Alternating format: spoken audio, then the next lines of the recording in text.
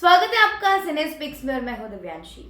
निर्जा खुद को एक उलझन भरी स्थिति में पाती है और अभीर को इम्पोर्टेंट पेपर पर साइन करने से रोकने पर विचार करती है, जिसके लिए निर्जा जानबूझकर ब्लेड से अपना हाथ काटती है, जिससे उसका खून उन इम्पोर्टेंट पेपर्स पर फैल जाता है, जिससे सब चौंक जाते हैं और शेख बर्बाद हुए दस्तावेजों पर निराशा व्यक्त करते हुए निर्जा से इस बारे में सवाल करता है।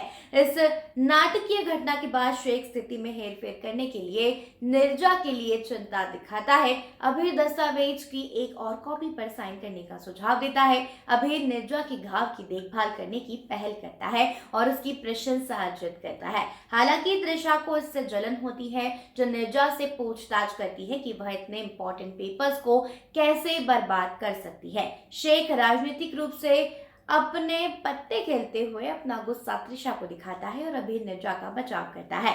तनाव के बावजूद शेख अपनी पत्नी के लिए अपना प्यार का खुलासा करता है और घोषणा करता है कि उसने दस्तावेजों पर साइन करने के लिए उसके लिए डिनर की व्यवस्था की है। संभावित नतीजों को भांपते हुए निर्जा ने अभीर को चुपचाप संकेत दिया कि उसे सहमत नहीं होना चाहिए।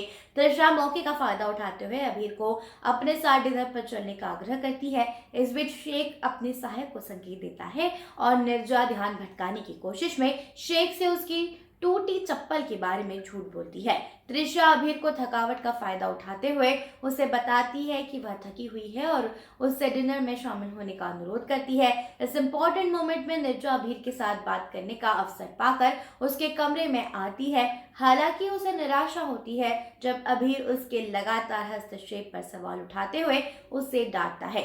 शेख के बारे में सच्चाई बताने के लिए प्रतिबद्ध निर्जा इस बात पर जोर देती है कि वह दूसरों के दृष्टिकोण पर भी विचार करती है। अभीर उसकी बातों पर अविश्वास करते हुए उसे डांटता है और जिससे दिल दहला देने वाला मोमेंट आ जाता है। त्रिशा कमरे में आती है, उन्हें एक साथ देखकर चौंक जाती है और अभीर के करीब जाने के लिए निर्जा को डांटती है। त्रिशा एक चौंकाने वाला खुलासा करते हुए बताती है कि शेख ने उसे अभीर से दूर रहने के लिए पैसे दिए थे। उसने निर्जा को धमकी देते हुए कहा कि अगर उसने उसका पीछा जारी रखा तो वह उसे मार डालेगी। वहीं विरोधी कहानियों पर फंसा अभीर निर्जा को सुनने का सुझाव देता है, लेकिन त्रिशा उसे खारिज कर देती है और जोर देकर कहती है कि निर्जा उसकी चीनी चपोट बातों पर धोखा पे नहीं आएगी। वह निर्जा दुखी होकर कमरे से बाहर चली जाती है और अभीर त्रिशा को उससे गलत व्यवहार करने के लिए उसे डांटता है।